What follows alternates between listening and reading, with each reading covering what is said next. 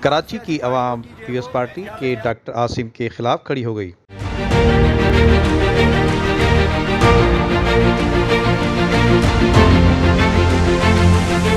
North آباد کراچی کے عوام کا کہنا ہے کہ ڈاکٹر عاصم پانی چور نکلے۔ اس احتجاج میں M Q M, Tehreek Insaf, Jamaat Islami اور دیگر سیاسی سماجی افراد نے چوری سے ڈالی جانے والی لائن کو اکھاڑ کر پھینک دیا۔ غیر قانونی جو کنیکشن دیا جا رہا تھا 4 انچی کا واٹر بورڈ کی جانب سے ڈاکٹر عاصم حسین کے اسپتال ضیاء الدین کو، شہریوں نے خود اس کو ریموو کر دیا ہے اور اس شہر پائپ کو جو ہے وہ نکال کے پھینکا جا رہا ہے۔ لوگوں کو جو ہے وہ خیال آ گیا ہے کہ اپنے حق کے لیے متحد ہونا پڑے گا۔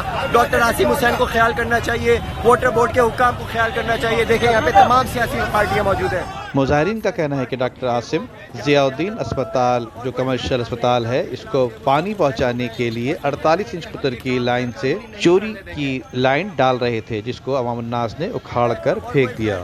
ندیم صدیقی، میٹرو 7 پاکستان۔